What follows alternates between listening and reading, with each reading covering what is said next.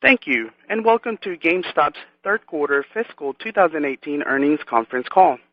This conference call will include forward-looking statements which are subject to various risks and uncertainties that could cause actual results to differ materially from expectations.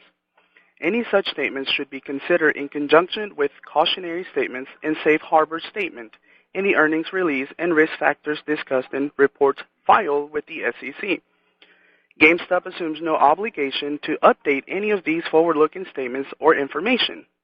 A reconciliation and other information regarding non-GAAP financial measures discussed on the call can be found in the company's earnings release issued earlier today, as well as in the investors section of the company's website. Now, I would like to turn the call over to company's interim CEO, Shane Kim. Please go ahead, sir. Thank you, everyone, for joining us this afternoon. Before we discuss our Q3 results, I want to take some time to share a few thoughts on our holiday business and several initiatives that we are working on, and then I'll turn it over to Rob for a more detailed review of the quarter and outlook for the remainder of the year. Following Rob's comments, we will be available to answer any questions you may have. So first, as we discussed in September, our board of directors has undertaken a broad-range review of strategic and financial alternatives to enhance shareholder value and best position GameStop for success. This thorough and comprehensive process remains ongoing. While we understand the high level of interest in announcing a conclusion to that process, we are focused on ensuring the best possible outcome for our company, our shareholders, our associates, and our other stakeholders. We feel good about the options available to us and will continue to be deliberate in choosing the best path forward. As such, and as I have said previously, we will provide you with a further update upon completion of the board's review. As a part of the ongoing review, we took an important step last week in signing a definitive agreement to divest our Spring Mobile business and its roughly 1,300 AT&T wireless stores to Prime Communications, the largest privately held AT&T authorized retailer in the United States. This transaction, which attractively values the Spring Mobile business at $700 million and is expected to close in January, will generate significant cash proceeds and, equally importantly, will enable us to increase our focus on serving our customers' entertainment needs across video games and collectibles. We are excited about this transaction and view it to be an enabling one for GameStop. While we are still evaluating the specific use of the proceeds as part of the board's ongoing strategic review, we expect the transaction to facilitate investment in our core businesses to drive growth and transform GameStop for the future, repayment of debt, return of capital to shareholders, or most likely some combination of these opportunities. Second, with respect to the board's search for a permanent CEO, that process also remains ongoing. With the help of a leading executive search firm, we are having productive conversations with promising candidates, and we are determined to find the best strategic leader for the company. However, as I discussed on our last call, we are unlikely to name a new CEO until the board's review process has concluded. As I also said in September, I am committed to remaining in the interim CEO role until we select the very best person to lead GameStop on a permanent basis. Now, moving on to our core video game entertainment business. As you know, we are the market share leader in the video game industry, and we have increased our focus on leveraging that position and our many competitive advantages to further grow our market share. We are very proud that the increased focus has paid off. In October, the U.S. physical video game industry saw several major title launches, and according to the NPD Group, experienced almost 50% year-over-year growth, while GameStop grew its revenue by a significantly greater amount at 63%. We were able to grow our share of physical video games by 4% year-over-year, with 5% share growth in software and 4% share growth in hardware during a huge month. This reflects the value that we offer to customers, as well as our ability to drive our business through rigorous focus and discipline.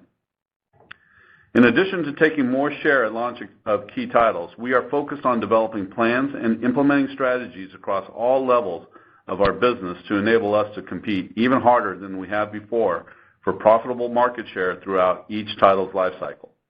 For example, you have seen us begin to position our stores to not only highlight specific weekly title launches, but all recent title launches during key periods. This will reinforce with our customers that we are the destination for all things video games. We have learned that dominating market share of top titles leads to growth in other categories, including accessories and collectibles. And as we saw over the Black Friday weekend, the increased foot traffic in our stores and strong e-commerce sales helped us to grow our PowerUp Rewards membership, customers who engage with us more deeply and spend the most money with us. And leading with new video game market share is critical for us, as we believe it will ultimately lead to an increase in pre-owned video game inventory, enabling us to broaden our customer reach and drive more traffic to our stores. In the collectibles business, we are continuing to see strong growth and great resonance with our core demographic, as well as expansion into new demographics. We believe the opportunity for continued growth in this business is tremendous, as we seek to leverage our expansive global footprint, including our video game stores around the world, ThinkGeek and Zing stores, and importantly, our e-commerce platforms. Even as we continue to execute on our business objectives in the near term, we have been working hard on shaping GameStop for the future. The sale of Spring Mobile will create tremendous optionality for us in this regard. In addition to monetizing that asset, the team, along with our board, is looking hard at how we can improve and evolve all aspects of our company. Representative opportunities include identifying ways to reduce our costs further, improving our technology and data analytics capabilities, optimizing our store experience and store fleet, evaluating strategic and economic partnerships with our publishing and platform partners, and evaluating our relationships with customers and the services that we offer to them. In short, we are evaluating everything. Despite our optimism about the future, we continue to face challenges in our traditional physical video game retail business model. As you'll hear from Rob, we are lowering our fiscal 2018 earnings expectations in light of these headwinds. While this is disappointing, we understand we need to adapt our business model and find additional ways to leverage our customer relationships and competitive advantages. Importantly, the team here is optimistic about the future and already hard at work. In fact, we are very excited about what lies ahead for GameStop. We have the unique and exciting opportunity to become the gaming and entertainment lifestyle brand for everybody. We can satisfy all of the gaming needs for our customers across platforms, across publishers and franchises, across physical and digital formats, and across new and pre-owned. In addition, we are progressing several other strategies that push us into new and different areas of gaming while evolving our current business model and capitalizing on our expertise in small format retail. As we continue to solidify and develop tactical plans to support these strategies, we look forward to sharing more details with you. With that, I'd like to turn it over to Rob for a review of the quarter and our outlook. Before doing so, though, I also want to take a moment to thank our associates all over the world for everything you have done so far in executing Holiday 2018 and positioning GameStop for the future. We could not do this without you. Thank you very much. Thank you, Shane. Good afternoon, everyone. I'll take this time to walk you through our third quarter results and then share with you our thoughts on the remainder of the year. As you know, we've been looking forward to the back half of 2018 given the strong title lineup and the anticipation around marquee launches across several franchises. For the third quarter, the October title launches drove double-digit growth in software, and we also delivered double-digit growth in hardware, accessories, collectibles, and digital. Overall for the quarter, we delivered a sales increase of nearly 5%, a strong performance across key categories that demonstrates our position as the leading authority in video games.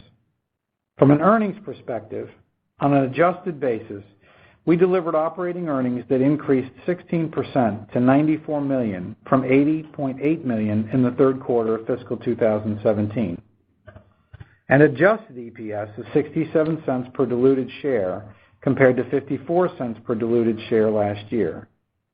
I'll go into more detail shortly, but during the quarter, we incurred a $587.5 million non-operating, non-cash, intangible asset impairment charge primarily related to goodwill which was triggered by the sustained decline in the company's share price and market value.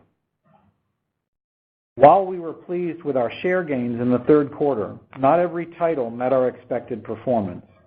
And while we're also pleased with our sales performance over the Black Friday weekend and Cyber Monday, our overall third quarter and forecasted Q4 profitability is below our expectations, and as a result, we're revising our outlook for the fiscal year.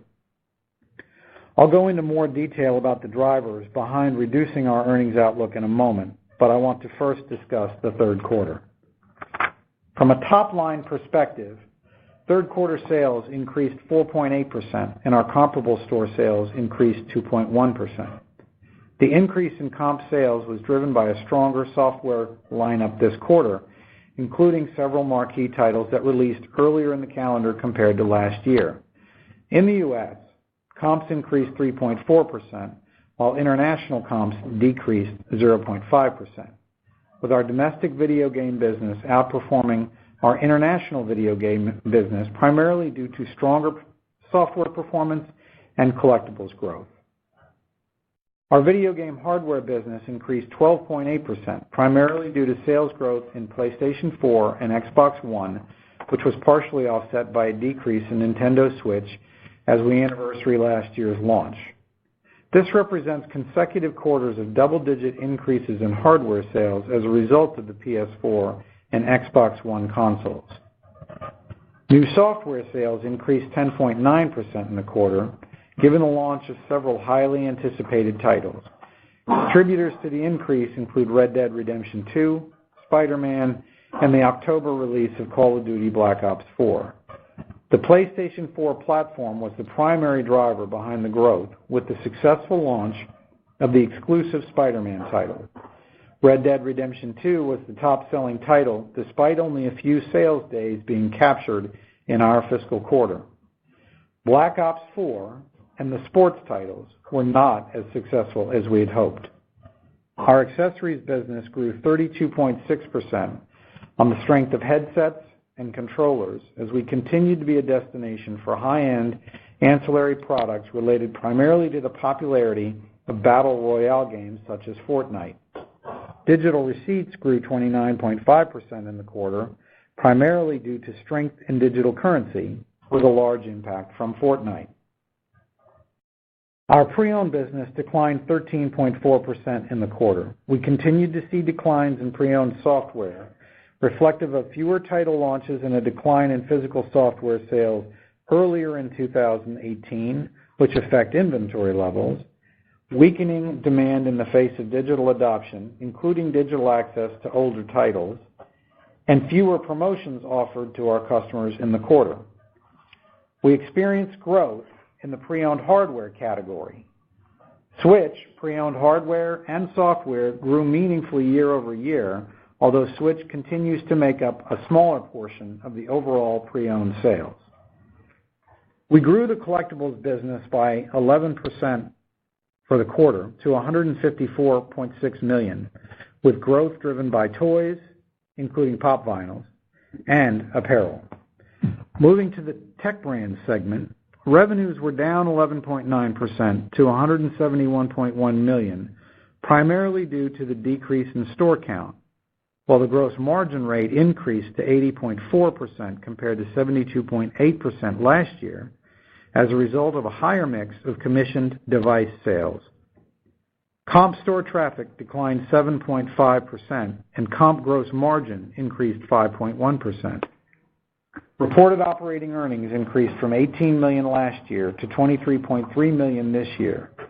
The prior year operating earnings included a one-time gain of $5.7 million related to the finalization of the Cellular World acquisition payments. On an adjusted basis, operating earnings increased by 108%. The improved operating earnings were primarily due to improvements in compensation terms, better operational execution, and the closure of underperforming stores. Shifting gears to gross margins. Our gross margins declined 160 basis points for the quarter to 33.1%, primarily due to the growth in sales of lower margin categories. Gross margin as a percentage of sales increased in accessories, digital and technology brands, while margin rate declined in new hardware and new software and collectibles. For collectibles, we increased both sales and gross profit dollars. However, gross margin rate declined 70 basis points to 37.4% for the quarter due to the mix of products sold. Now moving to SG&A. Total SG&A in the third quarter was $566.6 million, comparable to $565.1 million last year. As a percentage of sales, SG&A decreased 130 basis points on a nearly 5% increase in sales. We reported a total company operating loss of $493.5 million, reflecting the impact of the impairment of our intangible assets, compared to operating earnings of $87.6 million last year. On an adjusted basis, operating earnings were $94.0 million compared to $80.8 million last year, an increase of 13.2%. Our effective tax rate on adjusted pre-tax earnings was 15.7% for the quarter. During the quarter, we recorded an approximately $7 million benefit related to an adjustment to our transition tax liability and other discrete items, which caused our tax rate to be abnormally low. The reported loss was $4.78 per diluted share, compared to earnings of 59 cents per diluted share in the prior year. Third quarter adjusted earnings per diluted share, excluding the impact of impairment charges, were 67 cents compared to 54 cents in the prior year period. We made the following changes to our store portfolio during the quarter. We closed a net of 15 video game stores around the world, as our overall portfolio remains very healthy, ending with 3,798 video game stores in the U.S. and 1,940 internationally. We closed a net of 5 AT&T stores, ending the quarter with 1,284, and we closed 1 Simply Mac store, ending the quarter with 46. We opened 2 collectible stores, ending the quarter with 105. Our current average lease life remaining for our video game stores is less than 2 years, which gives us tremendous flexibility related to managing our store base. Moving to the balance sheet. We ended the quarter with $454.5 million in cash, in line with last year. Inventory was up 11%, or $204.9 million, with the increase primarily attributable to hardware, specifically Xbox One X and Nintendo Switch consoles, which had either not launched or were in short supply last year. We also accelerated some purchases this year compared to prior years as a result of the earlier launch of some of the bigger titles this year and expected shortages of hardware as we get further into the holiday season. From a capital allocation perspective, the board declared a quarterly cash dividend of 38 cents per share that's payable on December 21st to shareholders of record on December 11th. Shifting to our outlook for the remainder of fiscal 2018. As I mentioned earlier, our third quarter performance was better than last year, and we drove strong sales performance over Black Friday weekend and Cyber Monday. However, the overall sales and margin performance are not as strong as we had expected, and we're reducing our full-year outlook given our expectation that fourth quarter sales will skew more towards hardware than initially planned, given what we saw in November.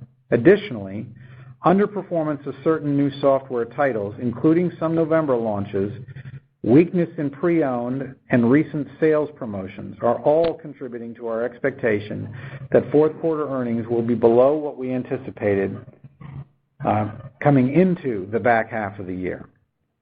Fiscal 2018 full-year revenues continue to be forecast in the range of down 6% to down 2%, with same-store sales ranging from down 5% to flat. Promotions and category mix of sales are pressuring gross margin and profitability, but driving sales and store traffic. We believe that increased traffic and customer acquisition will benefit us in the long run. Our tax rate for the full year is now estimated at between 23% and 24%, driven by the third quarter transition tax adjustments and other discrete items, as well as the mix of earnings in the countries in which we operate. We now expect earnings per diluted share in the range of $2.55 to $2.75. Given our lower earnings expectations for the year, combined with the resolution and payment of approximately $30 million on our French tax matter, and the earlier timing of inventory purchases, our full-year free cash flow is now estimated to be closer to $200 million compared to the $300 million we anticipated earlier. Capital expenditures are now estimated to be between $100 and $110 million. As we move further into the holiday season, our stores and our associates around the world continue driving great customer service to keep us as the destination for gaming and collectibles. We remain very focused on improving our operations, gaining market share, and driving profitability across our core businesses. We appreciate the support of our shareholders as we navigate our ongoing strategic review and changing video game market. I'll now turn it back over to the moderator for questions. Thank you. Ladies and gentlemen, if you would like to ask a question, please signal by pressing star 1 on your telephone keypad. If you're using a speakerphone, please make sure your mute function is turned off to allow your signal to reach our equipment. Again, press star 1 to ask a question. We'll pause for just a moment to allow everyone an opportunity to signal for questions.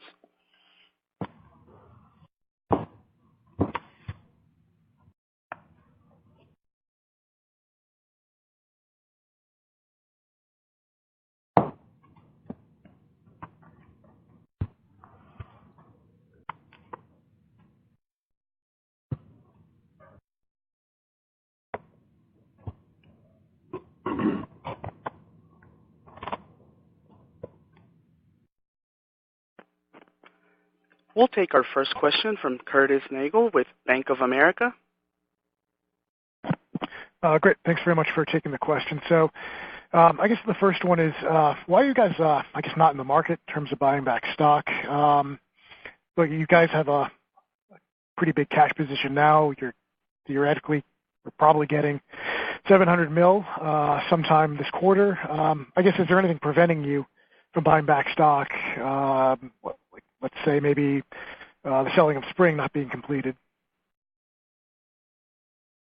Yeah, Curtis, this is Rob. Given that we're in the middle of a strategic review, given that we were in the discussions surrounding the sale of the AT&T business and all of those kinds of factors, obviously we're in possession of information that would prevent us from being able to buy stock at this time. So when Spring is completed, are you still prevented, or because you're still technically in strategic review, would you still stay out of the market? We would stay out of the market until the strategic review process is complete, at which point we'll be able to report the results of that, and that would then change our possession of material inside information. Do you have any timeline on when that could be? No. Okay, and then on my next question, just maybe walking through the puts and takes of guidance. So top line not really changed. It looks like mix, is worse with used weak and hardware stronger. You'll see a little bit of upside from tax. So I guess what else is driving what looks like, I don't know, maybe a 60 or 70 mil takedown of EBIT? Is that just on promotions, or is there something else we should be thinking of? Well, I would say the biggest drivers are the software performance, the pre-owned performance, and then to a lesser degree the promotional activity that we had, and then as I outlined in the script, the shift towards hardware and what that does to margin. Okay, thank you very much. Thank you. We'll take our next question from Cristina Fernandez with Telsey Advisory Group. Yeah, hi guys. It's actually Joe Feldman on. Wanted to ask first about PowerUp Rewards.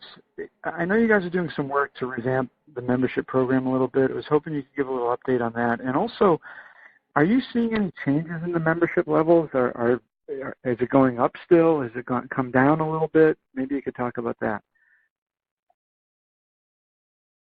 Yeah, we have a lot of activity going on, not just around PowerUp Rewards, but overall in the marketing space. And it's, as we talked a lot about back in the springtime, in the June timeframe when we were on the road, it has to do with the overall customer experience in our stores, understanding customer behaviors, what our customers expect out of a shopping experience at GameStop. We've done a lot of customer segmentation studies. We've gotten a lot of market research. And we've got firms now that are working very hard on helping us to re-envision that customer experience as we go forward. Inside of all of that activity would be an analysis of the PowerUp Rewards program and how we can drive better value for customers inside that. Overall, the program has grown this year. Got it. Thanks. And then wanted to ask about pre-owned. Obviously, I know it was a little weaker. You did explain, I think, pretty well as to why software was down. I guess, should we think about, is it, I don't know, first quarter, second quarter next year we should expect a turn because, it's finally kind of that 6-month lag, I guess, where you'd finally start to see the games? Or is it a little sooner than that where the people that bought Red Dead Redemption right away are already coming in January or something?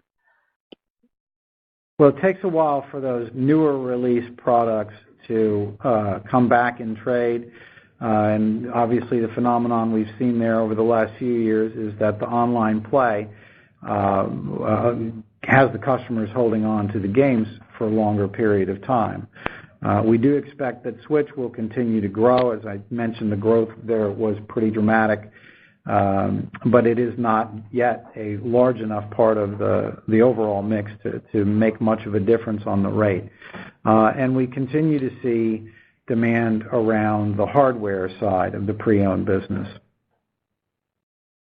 Okay, got it. Thanks. And then I guess I could just sneak one more in.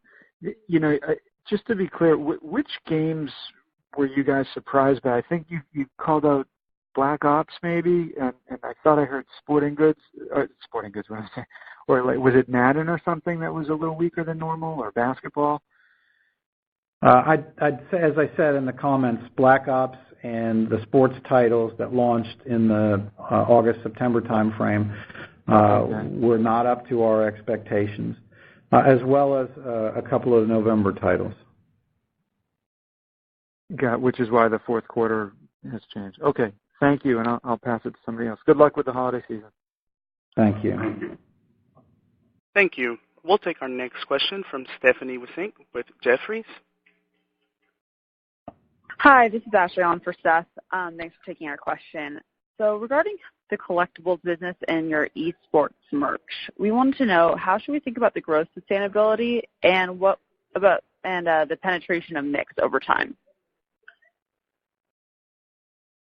So the collectibles business continues to grow for us, and we're excited about the future prospects of being able to grow that business. I'm not sure what you mean by the esports merch. We've done some testing with respect to some of that. But really, overall, collectibles, we think, has a long runway. It's a growing business. More of our competitors have increased their positions in that business. As we've said in the past, the thing that we see that drives growth and differentiation for us is when we can get those unique and exclusive products, or in the case where we don't get exclusive products, how we can be first to market for those things. Oh, great. Thank you. And then any feedback or initial takes from the eSport test? I'm sorry, from what? From testing the eSports in the few stores. Testing eSports? Not much to report yet. Okay, great. Thank you. Thank you. We'll take our next question from Anthony Chukumba with Loop Capital Markets. Thanks for taking my question. So I had I had one question and one follow-up. In terms of my primary question, I thought you said something interesting in terms of the weakness in used, in that you specifically mentioned that digital access to older titles is hurting pre-owned software sales growth. Is that a more recent phenomenon? Because I know, if I recall historically, used sales, is really tied to the inventory. In other words, if you had the inventory, you could sell it. And so I'm just wondering, how recent of a phenomenon, this is. We are seeing more of the impact of that in recent months, and it does have to do with how customers can get some of those older titles, the very inexpensive titles that you can get through either subscription memberships or online in a pretty heavily discounted mode. Got it. Okay. And then my just a quick follow-up. Just didn't know if you had any, and apologies if you talked about this in the first few minutes of the call. Fortunately, I had some technical difficulties and called in, a few minutes after I had begun. But any update in terms of your CEO search? No, you did miss that, and I talked about that. I mean, the search is still ongoing. We're working with a leading executive search firm, but we are unlikely to name a new CEO until the board's strategic review process has concluded. Okay, apologies, I missed that. Thanks no for problem. taking my question. Thank you. Once again, ladies and gentlemen, if you would like to ask a question, you may press star 1. We'll take our next question from Ben Satcher with Macquarie. Hey guys, a few questions. So when you're looking at the strategic options, you didn't sell the whole company, just the tech brands.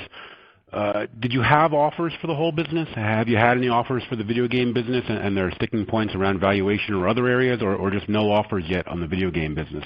And then I have a couple of follow-ups. Yeah, sorry, we're not commenting on the process, so I can't really answer your questions.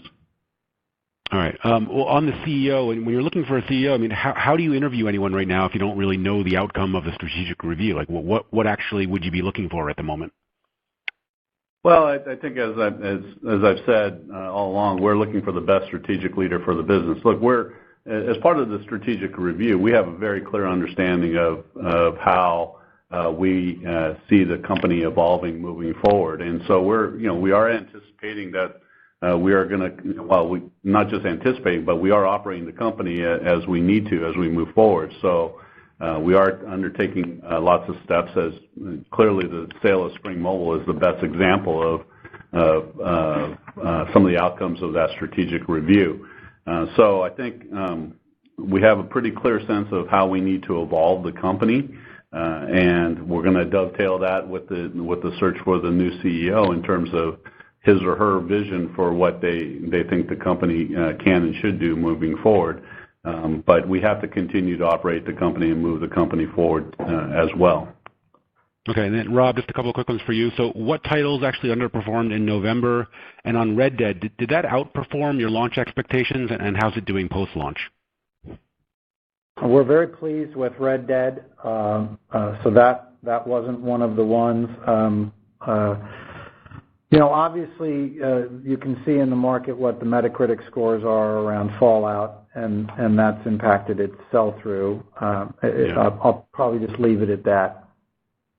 Okay, and just the last one, can you remind me the difference between margins for used hardware and versus new hardware? They're within a handful of points of each other, very close. Okay, thanks.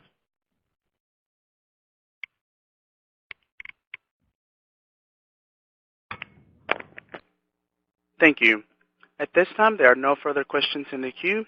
I would like to turn the call over back to Interim CEO Shane Kim for closing remarks. I'd like to thank everybody again for your time today, and we look forward to continuing to update you on our progress in the future. Thank you very much. Thank you, ladies and gentlemen. This concludes today's teleconference. You may now disconnect.